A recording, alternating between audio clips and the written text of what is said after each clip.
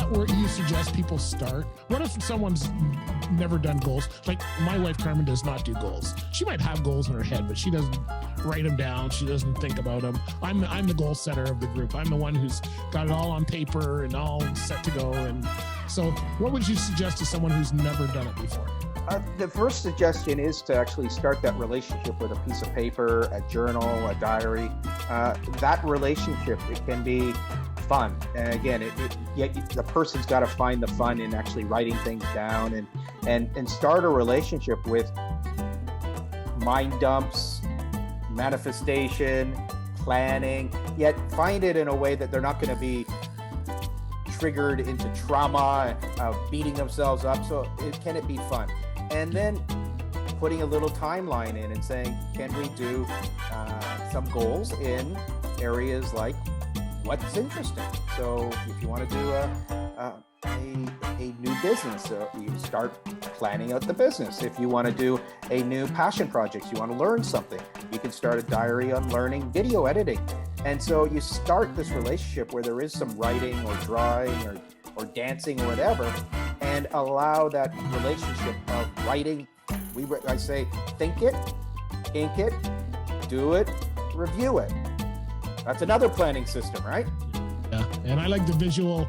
I'm a visual guy, so in my sketchbook, that's where I do a lot of my planning, because I can draw little pictures and have little notes and draw it in a form that fits me, whether it's columns or lines or whatever. Whereas I find sometimes with a computer or iPad, you can do it, but you're kind of stuck to the way that they've got it. And sometimes it doesn't translate. Sometimes it does. It depends what I'm trying to, but if I'm working on big goals, I find I got to put it on paper. I've got a whole bunch of highlighters so I could put different colors in there and, kind of see all the ideas in different structures. And see, that's where me hanging out with you for the last year has allowed me to see someone do that. Like when I sat next to you at the CAPS, and then all of a sudden you just started doing a visual recording, and we had just talked about it, and you really had never done it before, yet you just decided to do it. And so that was inspiring. And then what happened is after the break, the guy on the other side started doing it.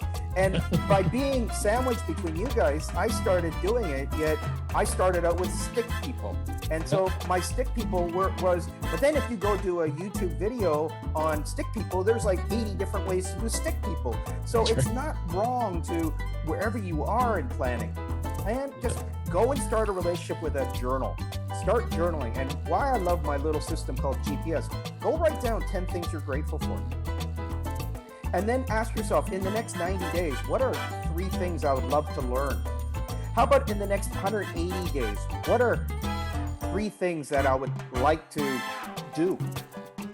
So when we talk about being grateful right now, things that in the next 3 to 6 months you would like to do or love to learn.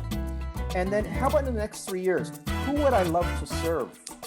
And you create that little GPS system. And you start doing that on a regular basis, where you start saying, I just like to start drawing, or I just like to start painting, or I just like to go for a nature walk because that's my wellness plan. That's how you start a relationship with planning that is calibrating and guiding you.